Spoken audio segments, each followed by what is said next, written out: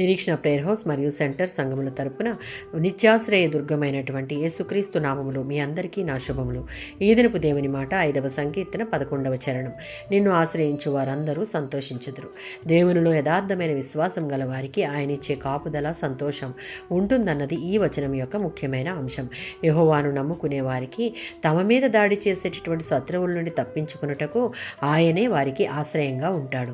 34వ సంకీర్తన 8వ చరణం. ఎప్పుడు ఆయన మనకు ఆశ్రయంగా ఉంటాడు అంటే దేవుని యందు సంపూర్ణమైన విశ్వాసంతో ఆధారపడి ఆయన శక్తిని, బల ప్రభావాలను జ్ఞప్తికి తెచ్చుకుని ఎటువంటి శోధనలు ఎదురైనా కృంగిపోక, భయపడక ఆ సమయంలో దేవునిని ఆశ్రయించగలిగితే వాటి నుండి తప్పించి కాపాడి ప్రతి దుఃఖమును సంతోషంగా మారుస్తాడు.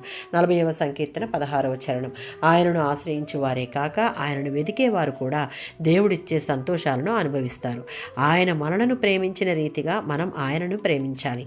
ఆయన ఆజ్ఞలను, కట్టడలను గైకొని వాటి ప్రకారం నడిచి దేవునికి మహిమ తెచ్చేవారంగా ఉంటే దేవుడు తన బిడ్డలమైన మన యందు సంతోషిస్తాడు. ఆయనను ఆశ్రయించేవారు, వెదికేవారు, పూర్ణ మనసుతో ఆరాధించేవారు ధన్యులు అని వాక్యం సెలవిస్తుంది. రోమీయులకు రాసిన పత్రిక 8వ అధ్యాయం 28వ వచనం. దేవునిని ఆశ్రయంగా చేసుకున్న వారందరూ దేవుని పిల్లలే. దేవుని ప్రేమించు వారికి, ఆయన సంకల్పము చొప్పున పిలువబడిన వారికి మేలు కలుగుటకై సమస్తము సమకూడి జరుగుచున్నవి అన్న ఈ మాటలు ఈ లోకంలో శ్రమలు అనుభవించవలసి వచ్చినప్పుడు దేవుని బిడ్డలకు ఎంతో ధైర్యాన్ని ఇస్తుంది.